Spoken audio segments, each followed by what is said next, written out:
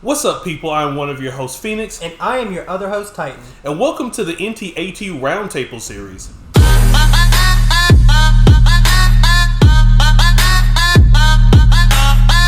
So this is a series where Titan and I are just going to sit and have casual conversations about some of the gaming topics that are heavy on our hearts. Alright, so if you enjoy this kind of content, don't forget to smash that like button and subscribe if you haven't already, and turn on notifications so you never miss one of our videos. Alright, so for our first topic, we're going to start with why game streaming services is the future. Now, before we get started on this, I want to say that I don't think this is a great idea. This isn't something that I'm for. Okay. I actually think any type of digital future, or rather present where we're at, whether that be a Game Pass type service or whether it's Steam, anytime it's digital, you don't really own it.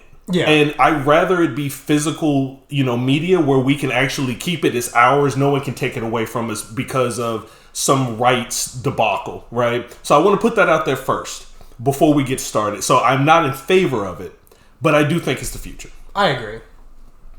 So one of the things that I think that for streaming is like you. I love to own something. If it's mine, I can play it for replayability. If it's streaming, it's like Netflix or something like that. It's great for if you want to watch a movie once and then, be done with it. Because you're not going to be keeping the streaming services forever. Mm-hmm. So say that 10 years from now, you're like, hey, I want to play this game that I played as a kid. But then you don't have it. It's like, oh, okay, so I'm either going to have to buy it or, if the streaming service isn't there anymore, then it's just gone. And right. I feel like it's hurting, gaming preservation. I feel like streaming will hurt gaming preservation because if we move away from even like physical games or even the ability to buy games, we're going to stop losing the ability to have these games for long term. So we're going to start losing things. And we're seeing this with older games like from like the Nintendo 64 and stuff like that. A lot of these games are just now starting to disappear. And no one will ever be able to play them again, and I think that's going to be a big problem for future generations. Oh yeah. I mean, we're already there. I don't know if you saw, but a few weeks back, both Best Buy and Walmart both announced they're going to stop selling physical game media. Yeah. So that's gone. We're like I said, we're just in the digital future at this point. Unfortunately, it's a byproduct. There's been a lot of conversation around game preservation, and it's just one of those things that they haven't figured out. I mean, remember, what was it? Earlier this year, PlayStation had announced that they were, shutting down their service for, I think it was the PSP games and some other games, and you were not going to be able to buy them anymore. And I think they reversed that after so many people were going crazy. But all of the media, we can't keep up with this stuff, so we're just going to drop these stores. Yeah, and I think we're seeing that with games like Destiny or live service games. It's like, WoW has been going on for many, many years, and it's still strong. Destiny, on the other hand, you can't play it. You cannot play the original Destiny anymore. Mm-hmm. And so people like me, I never got to play that game, and now I never will. And I think that's a huge problem is, again, it's starting to limit us. And again, at this point, who really cares? It's like, I might not have liked it anyway, but we're reaching that point where we're just losing content. Oh, yeah, it's definitely true. And to keep with that, I'm going to kind of shift the conversation a little bit of, again, as I said, I'm not a fan of the all digital present and future for that very reason, everything that you just stated. But because of some of the other issues that we have in gaming, if sometimes you have to say what is going to be the best option out of a bunch of bad options, right? Yeah. And so I think that the streaming services are probably going to be the devil almost type situation. Yeah. And the reason why I say that is because we have some other issues that we have going on in gaming. Creativity, right? You look at and I think you're the one who mentioned this once before. You said that, lots of times the gaming industry mimics the film industry, right? Yeah. And so you look at film, you look at TV. When you look at the major publishers, what you get is a lot of stagnant stuff. You get a lot of remakes, you get a lot of sequels, you get a lot of the same type of content over and over and over again because it's so expensive to make these movies or to make these shows that it's better off if they make something else. You know, a show that we love, or at least a title that we love, Walking Dead. Yeah. You know, you could ask the question, when's the last time AMC dropped a fire new series? And it's like, do they do that? Or do they go, oh, well, here's 10 new Walking Deads, right? It's what they do. It's what a lot of them do. Now, whether you like it or not is subjective, but that's what they do. Yeah. Now, if you're looking for, the brand new, something creative, something new, where do you have to go? You have to go to the streaming services. Yep. Where you go to Netflix originals or Hulu originals or Amazon originals. That's where you're finding the creativity. That's where you're finding the art. That's where you're finding people are like, oh my God, have you seen this? Have you seen the fall of the House of Usher? Or have you seen Gen V? Have you seen these things? Because the major publishers aren't going to do them because it's a risk. It's a huge risk. And we're seeing the same thing in gaming, where you've got so many of these major publishers that have made these games that we've loved over the years, and they're recycling the same ones over and over and over again, whether it be, again, remakes or the 150 Call of Duty or, whatever the case may be, because everything's so stagnant because it's so expensive to make. And so when you look at something like PlayStation Plus or Game Pass, there's an opportunity for games like High on Life or High Five Rush, where it's like, this is kind of creative. This is something that we can kind of do because we don't have to worry about this money and it failing. We can just go, hey, they're going to pay us X amount of money. We'll go ahead and put it on their platform and we can be as creative as we want. And I think that's the future. Unfortunately, again, there's other problems with it. But I think that solves at least that issue. Yeah. And sticking with High on Life, that was a game that actually released on Xbox Game Pass. Yeah. And I remember I tried playing it for the first time, and I was having some kind of controller problems. And I'm like, okay, maybe it's because it was my first time even using Game Pass. Right, I remember. And I was like, okay, let me, just screw Game Pass. Let me just go back to Steam because that's what I'm comfortable with. And I spent the $60 to buy that game. Yep. I beat it in less than 8 hours? Yep. I beat it the same day that I bought it. And I was like, wait a second. I'm like, okay. And then a month later, I was like, okay, let's play the replayability card. I'm like, this game has some replayability. It does not. Right. It's a great game. I love the game 100%. But it's not a $60 game.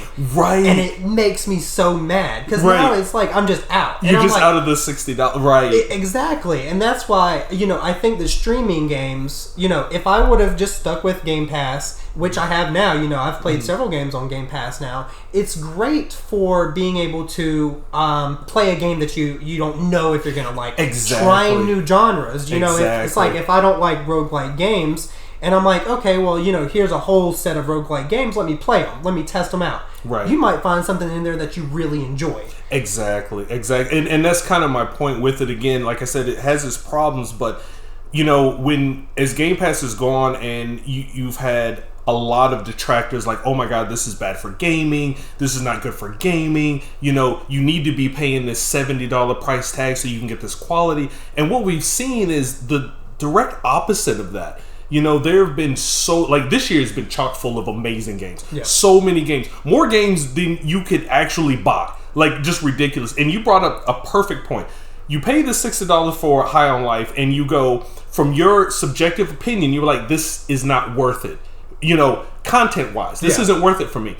But it was on Game Pass, so it's like other people can jump into it and go, yeah, this game was really fun. And it was. It was a very fun game. But it was like, I wouldn't have paid $60 for that. And as much as some of the YouTubers, who were against Game Pass would want to say, well, you should just buy these games, and you go, well, wait a minute. The average person, and that's most people, it's a small niche YouTube community who buy every major title that comes out. Yeah. Most people don't. Most people who have a 9-to-5, have a family, they're not buying 8 to 9 $70 games a year. They'll buy a few. Yeah. At most. And they may pay other games, but it'll usually be on sale or something like that. So they're not buying that. So Game Pass allows you to say, hey, like you said, let me try these games out. I'm just paying $15 a month. Hell, maybe if it's $20 a month, like Netflix is getting to this point. Yeah. But I can try all these games out, and oops, I found one I really like. Yeah. And then you look at the price tag and said, I played this game, took you said what, 8 hours to beat, right? Yeah. So I just paid $15 a month. I played this game, beat it in 8 hours, and I save how much money?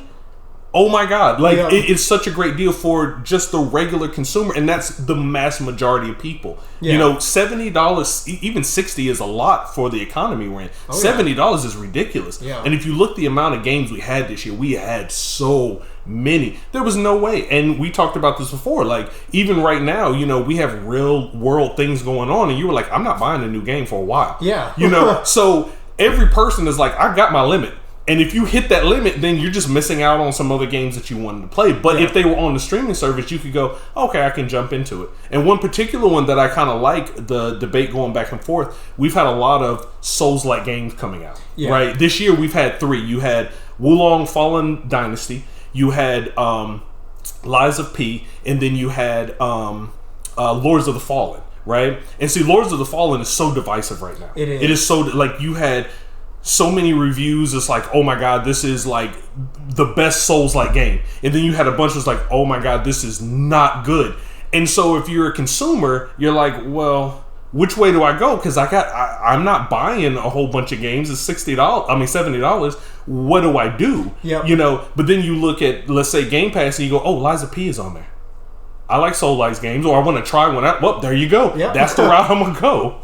All right, and I think that's actually a perfect segue into our next topic is what are game reviews actually for? Right. And I know me and you have different opinions on this because I am heavily not into reviews. Mm-hmm. And I will say this, I enjoy gameplay over reviews 100%. Mm-hmm. If you was to release a 10 to 30 minute gameplay and let me watch that, I will be able to determine whether or not I want to play that. Right. But if I'm watching, 10 videos and 5 of those people say it's the best game ever, and then the other 5 saying it's the worst game ever, it's like, okay, what is actually going on here? Right. And that's the problem that we see. And the problem I have is there's so many bias in games right now. It's you have Xbox versus Sony, PC versus console. I like this gaming people better than these gaming people. Right. There's so many different things that go into it. And personally, if I'm watching something and I'm trying to figure out if I'm going to like it or not, hearing someone else's opinion doesn't really give me that idea. Right. Because I have, this, a lot of movies that I love, a lot of TV shows that I love are like the most hated. Right. Like people just like, everyone hates it. Lost. It's one of my favorite shows. And that is like one of the most like controversial shows. People either love it or they hate it, and they're like, "That's the worst thing. How could you like that?" Right. And it's the same way with games. We'll use our game, the Outriders video that we did. Mm-hmm. I absolutely hated Outriders. Mm-hmm. Now I didn't play the full game. I didn't, get too in depth in it. So a lot of my opinions on it are skewed. Right. And our video that we released talking about Outriders, people absolutely slam me. They're like, how do you like this, or how do you hate this game? This is the best game ever. You just don't know how to play it. You just don't know the tactics. And it's like, that's fine. I get that. I 100% understand that. But it's still not like, to me, personally, it's not a good game. Right. And it goes back to that. It's like, everyone has their opinions. Mm-hmm. I choose facts over those opinions. Like Starfield with the demo. They had that 45-minute demo.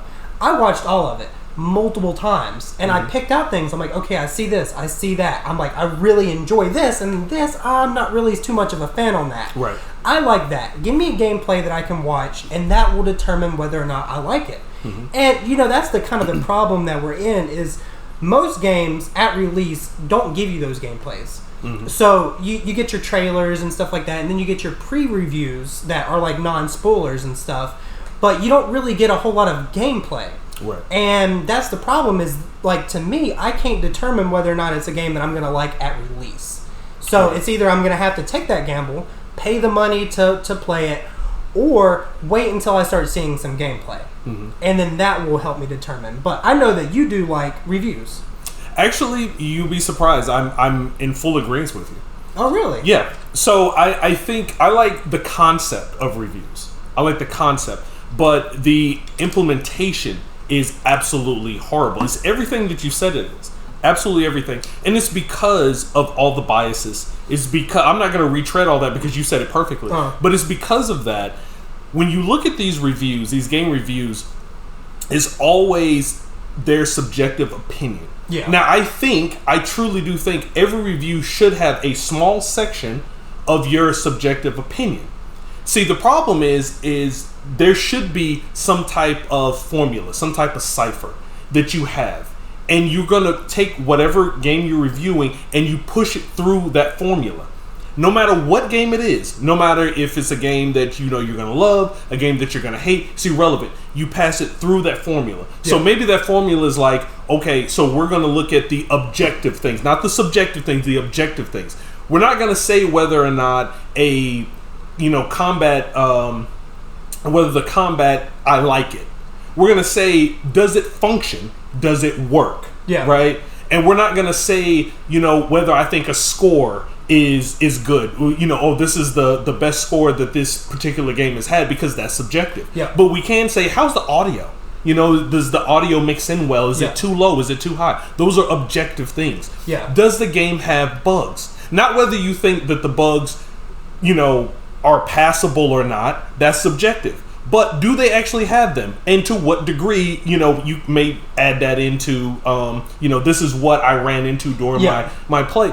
There are so many things that a reviewer could use as hard truths. Yeah. Real, tangible things that as a consumer, you can say, oh, okay, I do need to know these things. I do need to know these things. And then at the end, in a small section, you can say, well, I don't really like this type of gameplay. I don't really like that. And then maybe for your score, maybe that does 0.5 over or under. Yeah. But most people, it's like, oh, do I like this? Do I like this game? And that's what, or what bias they have. Mm-hmm. That's going to determine what the score is. Yeah. And I want to give a great example. Like in my house right now, the Spider-Man 2 is being played by multiple people, and I'm going to say this, we both love the Spider-Man series from Insomniac. Awesome series, right? The game is fun. Okay. Plain and simple, and really for a video game, that's all you need. The game just needs to be fun. Yeah. But I'm going to use that because it's so beloved as an example, okay? So we're going to take Spider-Man. So we're going to take a couple of things. Performance. Right? Performance normally in a game, when you're watching a review, that's something that the consumer wants to know. It's something the review normally brings up. We're going to talk about how the performance is, right? What about the combat system? If it's a sequel, have they improved upon it? Have they made it so that, it feels a little bit different, but still true to its original? If it's an original game, is it a brand new system or is it borrowed? We're going to talk about that, right? Let's go with mission structure, or i.e. side quests, right? Yeah. That's a huge deal because a lot of people are like, hey, we're so tired of this Ubisoft, cookie cutter side quest where, I just run over here and I do this real quick, and over here I put this little puzzle together, just these boring side quests. So we're going to look at that. And then what about the open world markers, right? When Elden Ring came out, people praised it. Oh, we don't have all these billion markers all over the map. This is what we want more. How about discovery, right? Yeah. So Spider-Man is an open world, right? So let's see what they do with it, right? So if you took Spider-Man and you put it through that formula, how does it actually come out, right? Yeah. And so when you look at it, you go performance. Spider-Man 2, well, guess what? There's actually a lot of bugs in this game. Okay. There's a lot of bugs in the game, all right? But guess what? No reviewer said anything about it. Yeah, I haven't heard anything. Not a word. Not a single word, but it has had a lot of bugs. What about the combat system? Combat system was great in the first game. Absolutely immaculate. In this game, it's the same. It is a great combat system. Yeah. It is perfected. Do you know why it's perfected? Because it was perfected by the Arkham series. Okay. The entirety of the Spider-Man combat system is a carbon copy of the Batman Arkham series games. Everything about it. All you did was replace Batman's moves with Spider-Man moves, and instead of the Bat gadgets, it was the Spider gadgets. That's the only difference. And even in Spider-Man 2, you've got like a brand new, gadget, so to speak, where you take your web and shoot it across the room, and you can type work on it. Oh, that's really cool. And Batman had that years ago. Yeah. It's the same thing, right? No change, nothing happened to it where it was like, okay, this is, this was influenced by Batman, but it's they made it their own. Not really. It's all the same. And it should be. It works perfect for Spider-Man. Yeah. But the fact is the fact, right? What about the quest structure, right? One of the biggest complaints in the original Spider-Man was the side quests were kind of cookie cutter. Yeah. You know, most people said, I don't really like those. Definitely don't like the Mary Jane quest. No, those are horrible. I hated that. So Spider-Man 2, they had to improve that, right? No, they doubled down. So now you have a much bigger map with the same type of side quests. Okay. And Mary Jane is back with even more. And guess what? She is a wonderful Mary Sue. She's stronger than Spider-Man. But I'll let you figure that out on your own. So what about the open world? You know, do you go and discover these side quests, or are there markers everywhere? Well, guess what? There's markers everywhere. Yeah. So with all that said, you would assume that this is probably a 7 out of 10 game. No, 10 out of 10, 9 out of 10, 9.5 out of 10. 5 out of 5, 4 out of 5. Like, wait a minute, hold on. Now, what is going on here? You look at something like Starfield, right? That I think every day there's a new video trashing how bad it is and how outdated it is, and I'm like, okay, well, it does have a little bit of an old school flair to it, right? Okay, I get that. Well, what about Spider-Man? I mean, it has to be next gen, right? Like, the cutscenes have to be much better, right? Like something new, like we talked about with Cyberpunk, where you're in control of your character doing cutscenes. You're actually interacting. Hell, you can sometimes get up and walk away during, does Spider-Man do that? Or is it just, no, it's just regular cutscenes. Oh, well, what about, QuickTime events? Like, that's got to be new, right? QuickTime events? Like, no, we've had QuickTime events for like a decade. But no one cares, right? And that's my point. I'm not trashing Spider-Man. I love Spider-Man. It is fun. If you haven't played it, pick it up. Yeah. But what I'm saying is that those biases come out. What another game would get destroyed for those things. I mean, absolutely wrecked. And so then you're pushing people away from that game that could actually have some attention, that probably deserves it. Because they're games that have these issues, but they're still fun. Exactly. Yeah. They're still funny. You still love them. You go, oh my God, I love that game. Yes, I know this isn't the best or this part isn't the greatest, but collectively it's really good. And there's plenty of games like that. But the reviewers are allowed to go, no, go buy this one. Yes, this one has the same issues and it's just as fun, but no, don't go get that one. And this ties into the whole thing with the streaming services. If it's already on a streaming service, you can go, I don't need to watch these reviews. I could go try this for myself. Yeah. I don't, like you were talking about, you were like, I need to see something visual, right? Let me see some gameplay. Well, I don't have to worry about that. I don't even have to go watch a review. I can load it up and play it for myself. That is the best reviewer ever, right? Because what we do is we use reviews in everything, every walk of our life, to give us an idea before we drop this hard-earned cash on it. Yeah. That's what it's for. And it's very difficult to do that without having that input. Yeah. And it's let's be real. Yes, you can wait 3 or 4 months, and we do for a lot of games, but if it's a brand new game, something you've been looking forward to, something you want to play, it's very difficult for most people to go, yeah, I'm gonna wait a few months, see what happens. Yeah. Usually it's like, dude, I want to play this while my friend's playing and everybody else playing, let me jump in.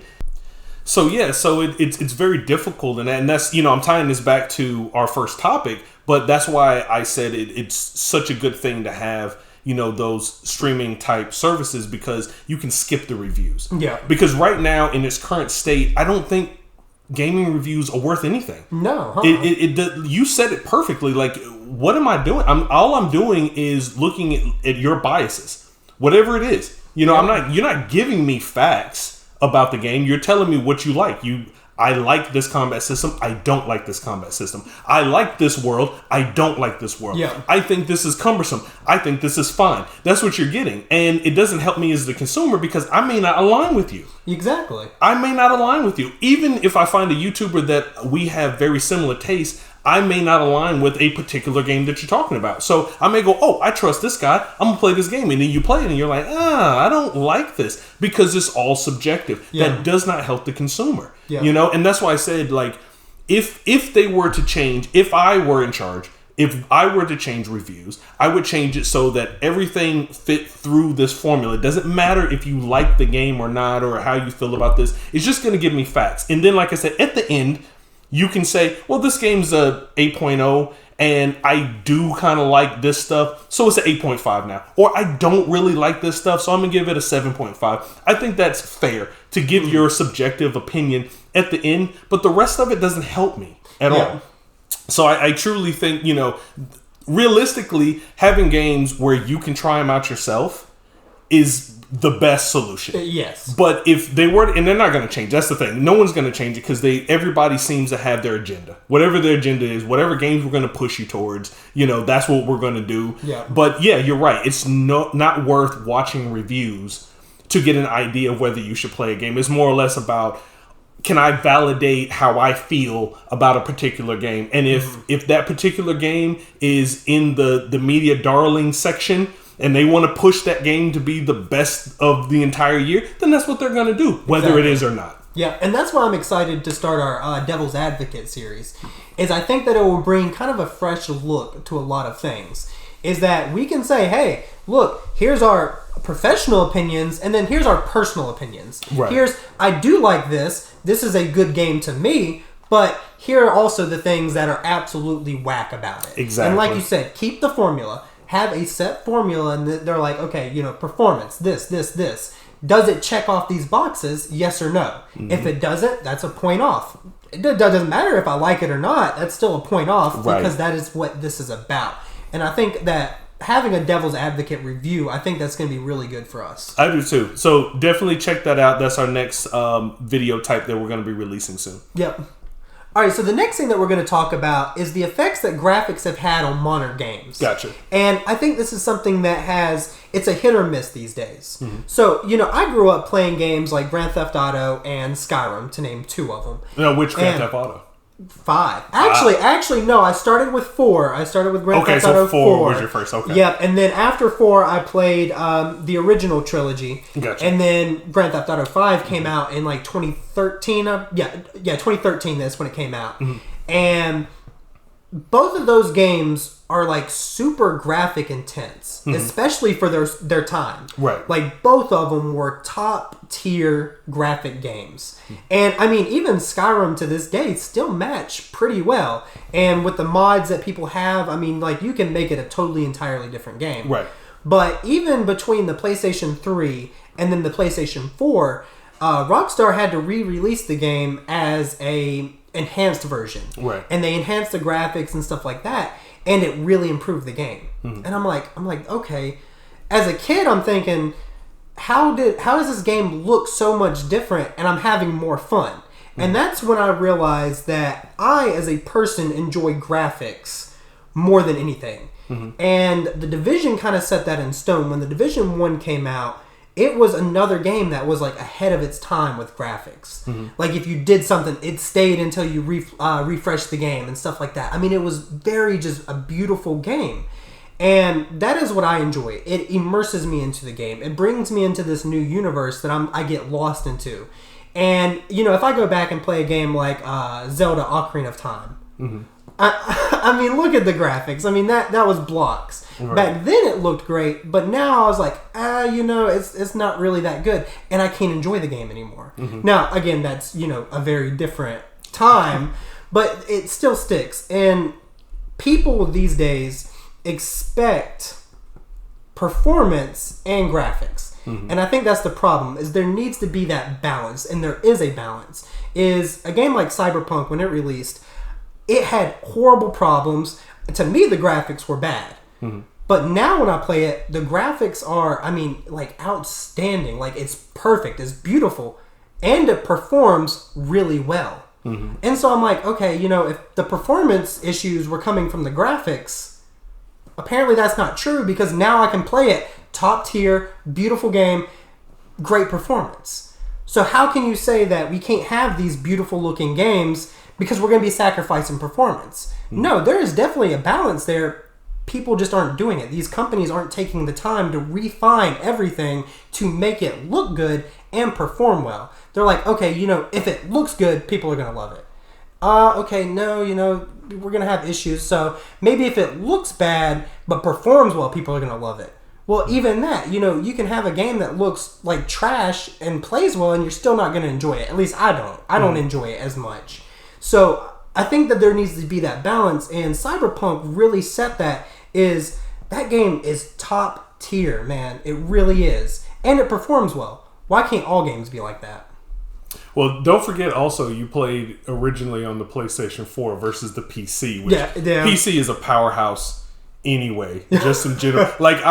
Anybody to me, and I've heard this argument before about graphics, next gen, stuff like that, and I feel like anybody who is like extremely into graphics, like is like this is the end all be all, like you need to get off console and you need to get on a PC, like because that's where you're going to get that at. Yeah, like you were talking about, just about any game. No matter how old it is, you get it on PC, and lots of times that thing can be enhanced to just unbelievable measures. You know, especially with mods and stuff, and that's something that you don't get with all games on console. Yeah. You know? But to your point, I think that ultimately it is. This goes to a publishing and a money problem, right? Because games used to take about 3, maybe 4 years at most to come out. And as development got deeper, graphics got more intense, the games got, I'm not going to say they got more complex, but, you start having ray tracing and, how things reflect and so on and so forth. They need a lot more time, and they're not taking that time. And it's not really the developer's fault, but when you have a publisher that's like, listen, we've got deadlines to meet. And so this needs to get out, and we've seen some beautiful games this year on PC come out and perform like pure crap. Yes. Because obviously they haven't had the time, and we know we're in the age of push it out now, fix it later. Yeah. Push it out now, fix it later. And that's just a time constraint. That's a time problem where we're like, this game is probably going to take, maybe 8 years to get it this graphically intense, and it performs well. Yeah. And they don't. So you look at something like Cyberpunk, and like that got delayed. It was supposed to come out, I believe originally it was supposed to come out in 2019. It got delayed into 2020, and then it wasn't ready. Yeah. And then you fast forward to now with all the fixes, everything they've been doing, 3 years later. So you're looking at a game that took about 8 years to get it to where it needed to be, and they're not taking the time to do that. And like I said, it's hard to jump on the developers about this, because I'm pretty sure if it's my passion project and it's something I really love, I want it to come out and people love it. Yeah. But if you've got someone in your ear like, this has to be out right now. And I think that was the problem with Spider-Man. Insomniac has never released a buggy game before. Yeah. Like their first 2 Spider-Man, they were immaculate. Perfect. Yeah. There was no issue. And this one is having a lot of bugs. Some people obviously, like me with Cyberpunk, I had almost no bugs released, but I was on the minority. So there are people who were like, no, I don't have really many bugs. But I mean, you go look at all these streams and you can just see it happening, like people getting stuck in walls and falling through floors, and Miles turning into a little block. I mean, the list goes on. Yeah. And I think it's because you look at Sony's slate of games, and really, they only had one game earlier this year. I forget the name of it, but it was universally hated, scored poorly. And then their next game was this. And so I'm pretty sure they were like, we don't have anything. We need to get something out. Push this out. Yeah. And then we'll fix it later, And so that's what we're getting a lot of. So I think you're right. I think you can obviously have both, but they're not taking the time needed for those games to come out like they need to. Exactly. And, that's why I respect companies like Rockstar. Is every one of their games, and while they roughly are the same, they always improve everything. From Grand Theft Auto 4 to 5, one of my biggest things was the improvement on driving. Now, they did lose a lot of features between the two, but they spend their time. I mean, it's been what, 10, 20 years now since the last Grand Theft Auto? I mean, we're going on 10 years. I mean, it has been a decade now. And, we still haven't got 6 yet. But that means that when 6 does drop, it's going to be perfect. It's probably going to have its bugs. I mean, it probably will. But I expect it's going to be a refined game. It's not going to be, a buggy mess. It's going to have a few bugs, probably. but they take their time to develop a perfect game. They take their time, they put the money into it because they know, hey, if I put, $5 billion into this game, I'm going to make $20 billion because people that have been playing our games for years are going to continue to buy our stuff. Right. And I mean, even Red Dead Redemption 2, that game is, it is beautiful. And I mean, when it came out, I never had any bugs with it. I never heard anyone else talk about how many bugs are in it. It's a beautiful game. It performs great. And I know that between Red Dead Redemption 2 and Grand Theft Auto 6, they're going to be improving everything again. Mm-hmm. And I think that's what's important, is it's continuing to improve. But I would rather have one really good game every single year than 20 mid games. Mm-hmm. Like Starfield. That is a game that, I will probably be playing for a long time. And I think this kind of sticks with the theme that we've been talking about, is the amount of money that games cost. Normal people aren't going to be buying every single game, so you're going to have to pick and choose. And I mean, this year, like you said, we've had a ton of good games come out this year. Mm-hmm. And we're in the position now where we're having to pick and choose which games we play. Right. Like, there's so many that I'm like, I would love to play right this minute, but I really can't. I'm not paying $80 now, $80 next week, $100. Right. It gets to be that point. And I think that's the problem, is screw all these other games. Give me one good game, and I will be willing to pay that. I wouldn't need a streaming service. I wouldn't need all these other things. I would rather just buy one game and be fine, and maybe three games a year. 3 good games a year would hold me over perfectly fine. Instead of 20 games, I'm like, I spent like 20 minutes playing, and now I'm done forever. No, I definitely feel you there.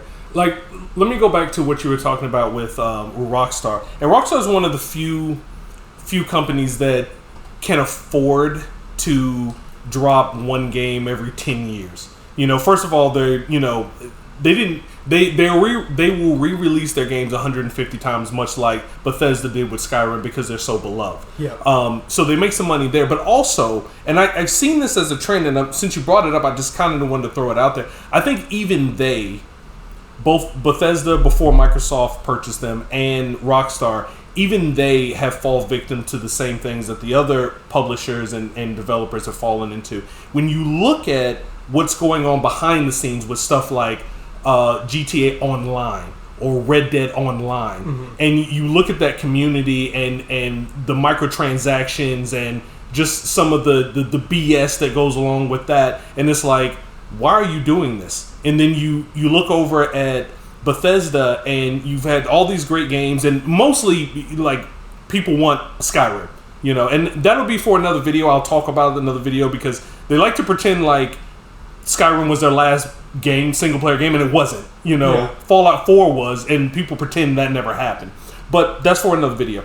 But in between all of that, they dropped Fallout 76. Which again was a head scratcher for a lot of people. It's like, this is a microtransaction filled mess. Like, what are you doing? Mm. These are beloved companies. Why would you have these things going on?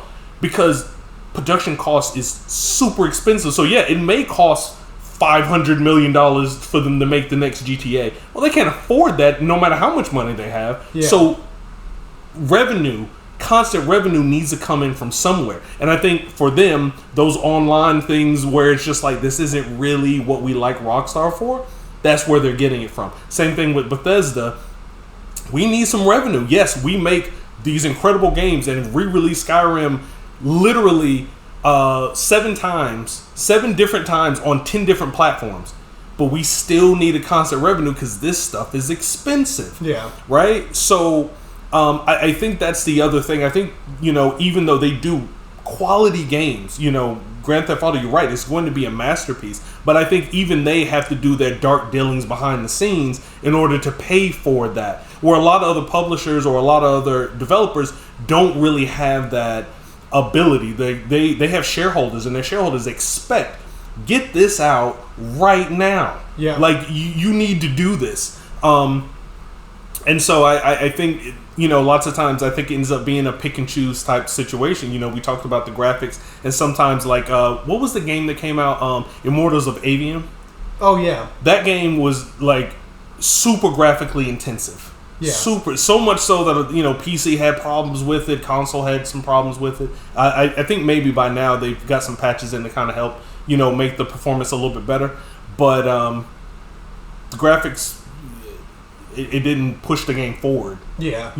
And so like you said, you have to have that balance between the two. It needs to be something that's beautiful, but it also needs to be something that has the gameplay. You marry the two, right? Yeah. You want to marry the two, and I think a lot of them they're having to pick and choose between what they want to use. Yeah. It sucks, but I think that's pretty much where we're at this point. Yeah, I totally agree. And that's the problem we're having with both the gaming and the movie industry. You've said it a million times, I've said it a million times, is it costs way too much money to make anything. Mm-hmm. It really does. And so the question really comes down to, how do you make something without money? I mean, and like you just said it, 100%. And I mean, I guess that's kind of, we're just going to have to continue doing what we do until something gets innovated.